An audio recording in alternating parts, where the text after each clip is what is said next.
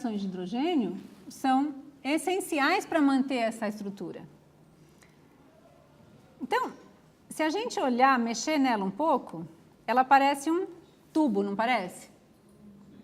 Os grupamentos R estão todos para fora da alfa-hélice, a cadeia carbônica está aqui em branquinho e ela parece um tubinho.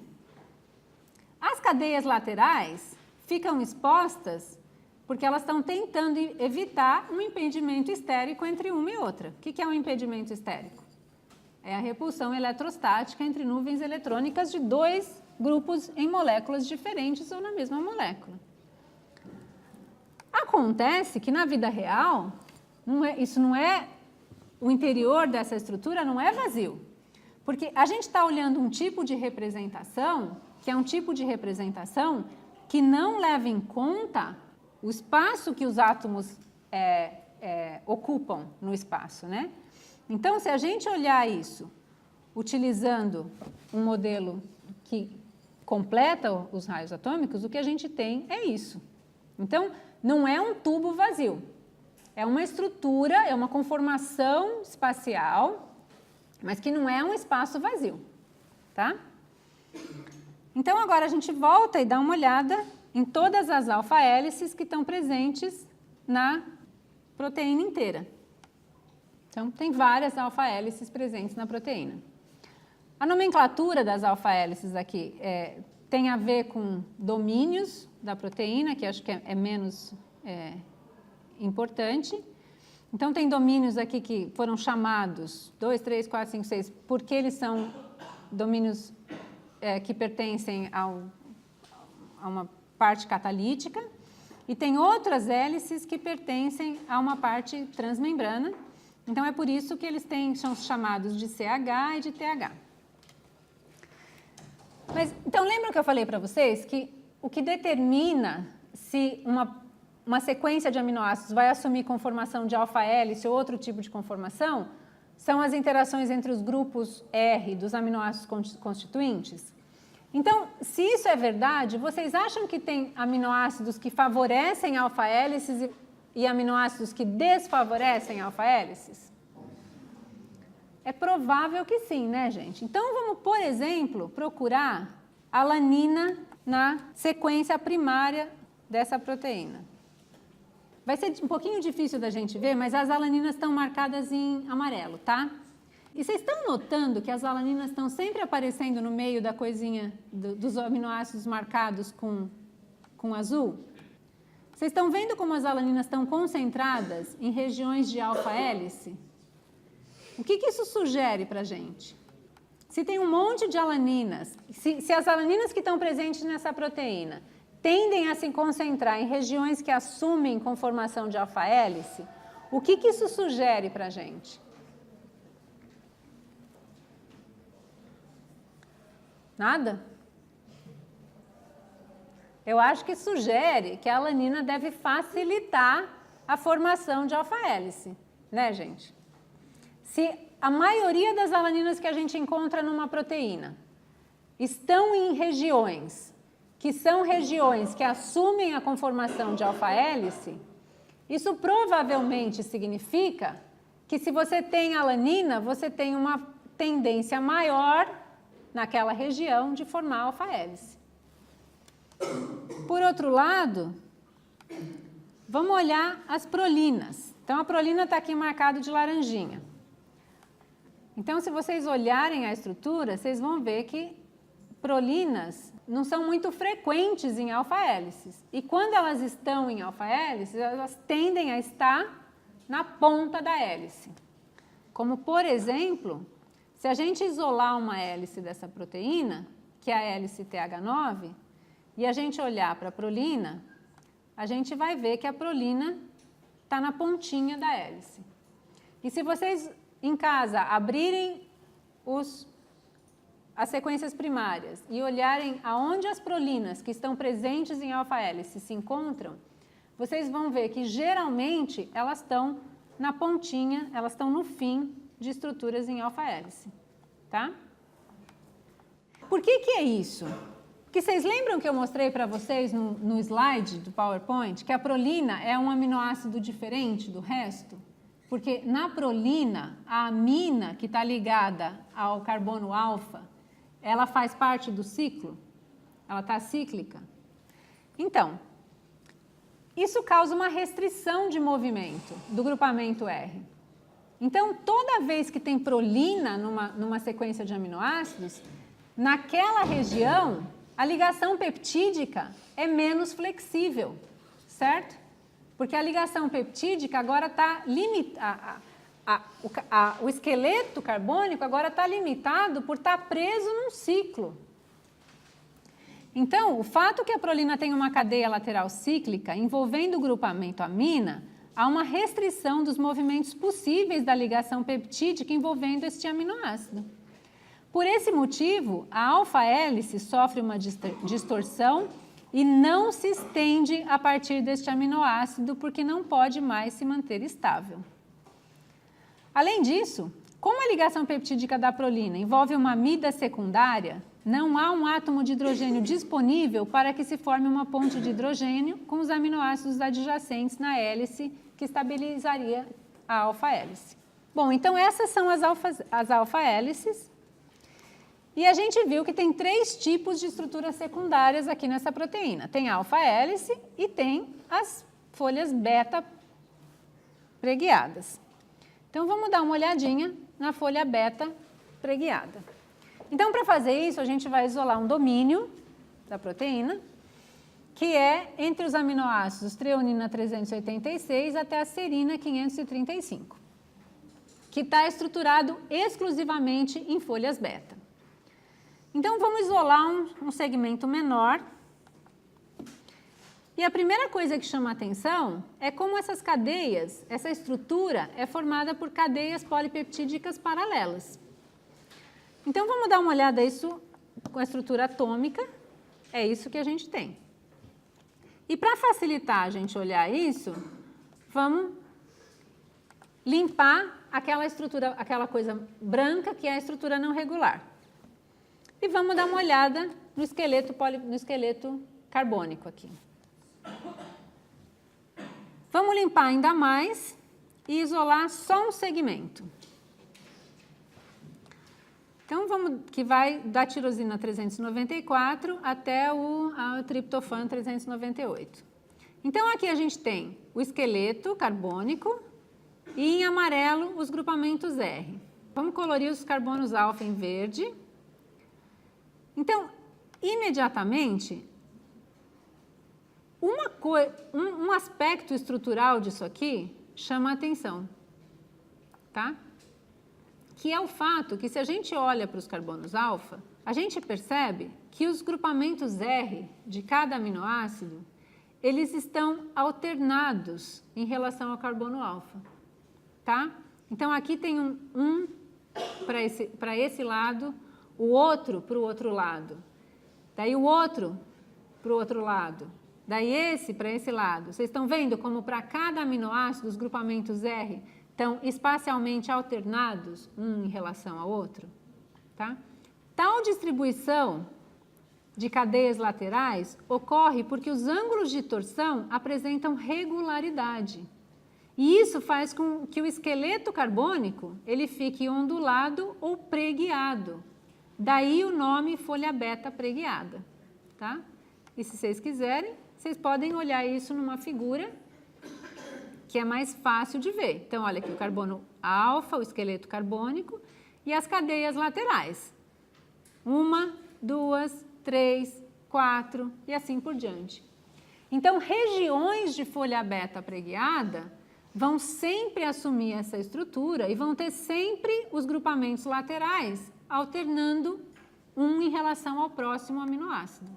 E se a gente colocar isso num segmento menor, a gente vai ver que a mesma regularidade é observada. Então, agora, se a gente colocar 2 segmentos, 2 folhas beta preguiadas, que lembra que eu mostrei que elas são paralelas, que são várias cadeias polipeptídicas paralelas, a gente vai ver como é que são essas interações.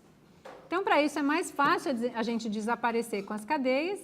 E vocês estão vendo que, olha, Os grupamentos R entre duas também são alternados. E como é que essa estrutura é mantida? Essa estrutura também é mantida por pontes de hidrogênio. Então, vamos dar uma olhada nas ligações de hidrogênio, melhor, né? Que mantém essa estrutura de folha beta preguiada. Então, para isso, a gente vai colorir os átomos de oxigênio, colorir os átomos de nitrogênio e mostrar as ligações de hidrogênio. E vocês estão vendo que, diferente do que a gente tinha visto na hélice, vocês lembram que na alfa-hélice as ligações de hidrogênio eram entre os aminoácidos que estavam próximos uns aos outros na mesma hélice.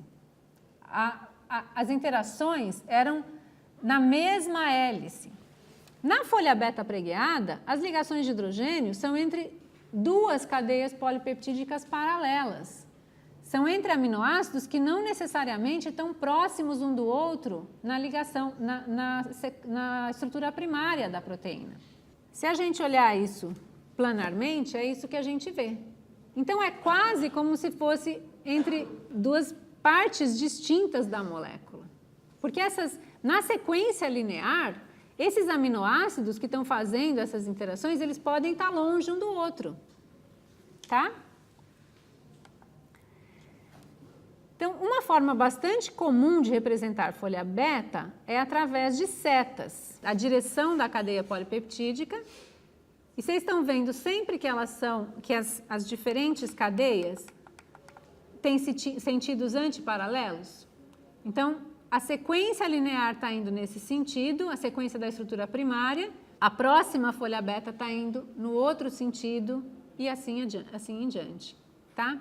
Então, se agora a gente voltar nisso aqui, agora vocês entendem essa figura melhor?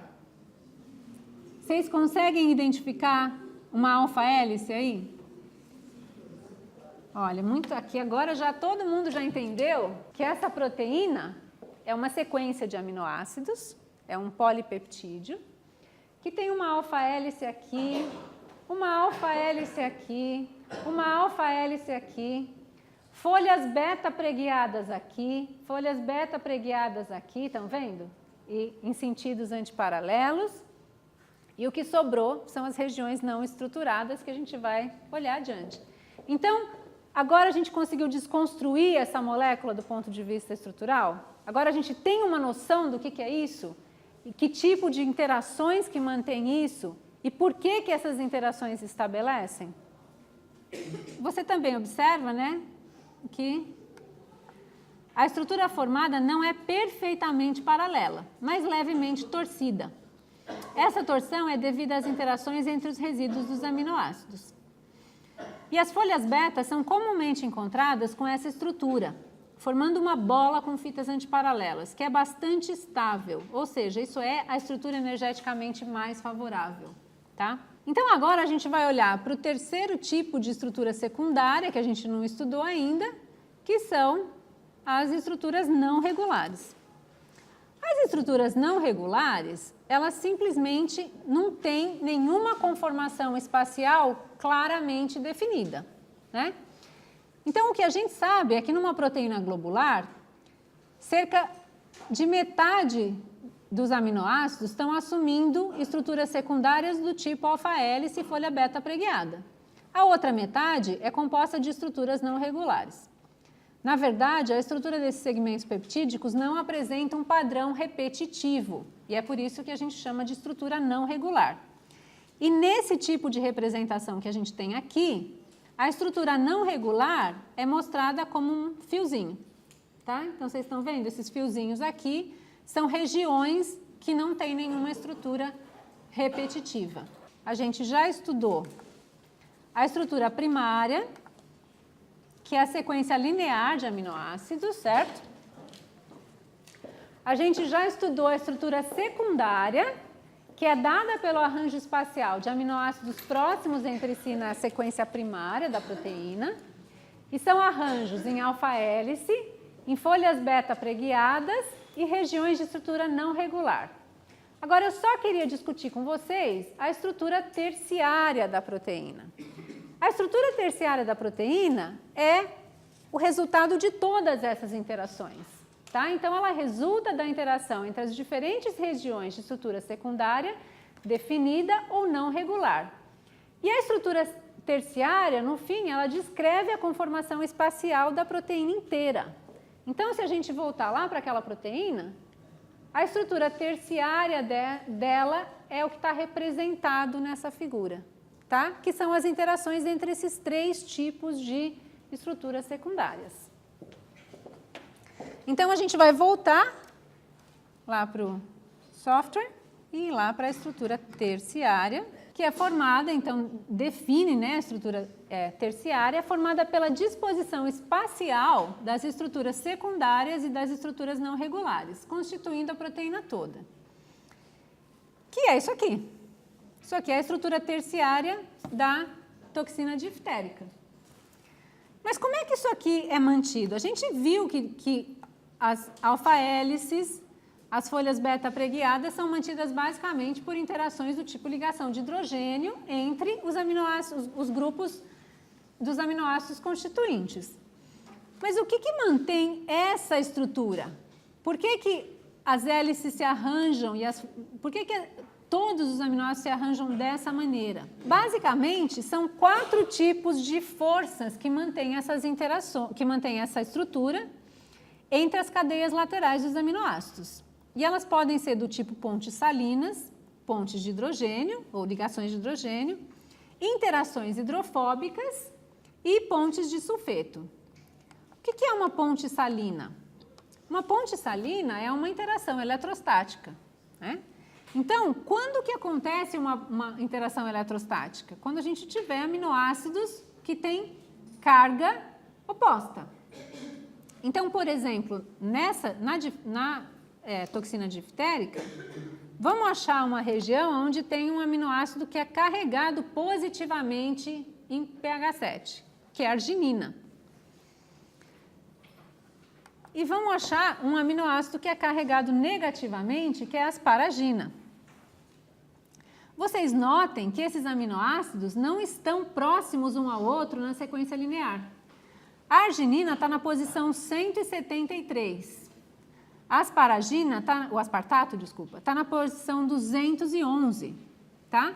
Então, eles estão distantes um do outro na estrutura primária.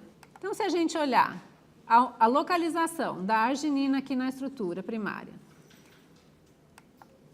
e se a gente for olhando o esqueleto carbônico, vocês estão vendo que eles estão bastante separados um do outro. Isso aqui está no meio de uma alfa-hélice, isso aqui está no finzinho de uma região desestruturada perto de uma alfa-hélice. Só que a interação entre eles dois faz com que esses 2 pedaços da proteína se aproximem um do outro. Isso ajuda na compactação da cadeia polipeptídica. Então, olha, a arginina é um aminoácido que tem uma amina no grupo R, que em pH 7 está carregado positivamente. O aspartato é um aminoácido que tem uma carboxila no grupo R, que está carregado negativamente. Então, a tendência desses 2 aminoácidos é interagirem eletrostaticamente, certo? O grupamento positivo estabelece uma ponte salina com um grupamento negativo. E isso puxa esses 2 pedaços da proteína para ficarem próximos um do outro. Então, isso ajuda a compactar aquela estrutura terciária da proteína, a estabilizar a estrutura terciária da proteína. Da mesma maneira, então a gente pode olhar todos os aminoácidos que têm carga em pH fisiológico, eu mostrei para vocês na tabela. Os aminoácidos com carga positiva têm uma amina, e os aminoácidos com carga negativa têm uma outra carboxila no grupamento R.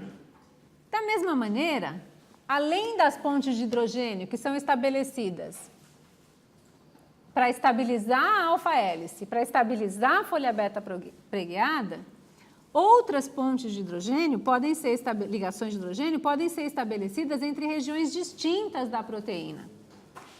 Então, por exemplo, uma glutamina que está aqui na posição 184 pode estabelecer uma ponte de hidrogênio, uma ligação de hidrogênio, com uma tirosina que está na posição 60. Então, novamente, os aminoácidos estão distantes na estrutura primária. Mas é exatamente o fato de que aminoácidos que estão distantes na estrutura primária conseguem estabelecer interações intermoleculares que compacta a proteína, que estabiliza a estrutura terciária. O software vai à frente mostrando os outros tipos de interações, mostrando interações hidrofóbicas, que não são nada diferentes daquelas interações hidrofóbicas que a gente estudou nas aulas anteriores. E, por fim, discute um pouquinho o que é a estrutura quaternária. Que a estrutura quaternária das proteínas acontece em situações nas quais a unidade funcional da proteína ela é constituída por mais do que uma cadeia polipeptídica, tá? Tudo que a gente viu para a toxina diftérica, eram interações que aconteciam na mesma cadeia polipeptídica. Ou seja, do aminoácido 1 até o aminoácido, sei lá, 500 que tinha naquela cadeia. E isso dá uma proteína de um certo tamanho. Agora, existem complexos proteicos que são compostos por mais do que uma cadeia polipeptídica que agora interagem entre si.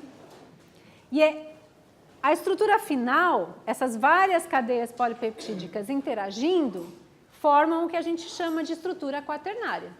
Então, algumas proteínas podem ter 2 ou mais cadeias polipeptídicas. Essa transformação das proteínas em estrutura tridimensional é a estrutura quaternária, que são guiadas e estabilizadas pelas mesmas interações da terciária. Cadeias polipeptídicas muito grandes, que dão proteínas maiores do que cerca de 400 kilodaltons, elas não são extremamente estáveis. Agora, complexos proteicos muito maiores podem ser estabelecidos pela interação entre várias cadeias polipeptídicas, formando complexos proteicos com massa molar da ordem de muitos milhões de Daltons, tá? Exatamente por causa dessas interações que são do mesmo tipo das interações que formam a estrutura terciária. E a isso a gente chama de estrutura quaternária. Tudo bem? Então, meninos, eu sugeriria fortemente para vocês que vocês entrassem no website. É muito fácil achar. Entra lá no Instituto de Química, desce aqui, clica em docentes, tá? Vai aparecer a lista de todos os docentes, vocês vão descendo até vocês acharem o professor Baiardo Batista Torres. Vocês vão clicar no nominho dele, vai abrir o website dele. E ele tem vários softwares de ensino que são muito, muito, muito interessantes. Daí vocês cliquem em software de ensino, aceita os termos, vai abrir um menu com vários diferentes softwares. Daí tem alguns que são de métodos experimentais, tem alguns de técnicas de biologia molecular, e lá embaixo tem o estudo interativo da estrutura de proteínas. Vocês clicam em iniciar, daí vocês vão entrar nessa página, daí vocês iniciam, daí está onde a gente começou, tá? Então, eu gostaria bastante de sugerir que vocês entrassem, que vocês continuassem da onde a gente parou, que vocês explorassem as partes que a gente já fez junto, porque tem muito mais recursos do que os recursos que eu utilizei aqui.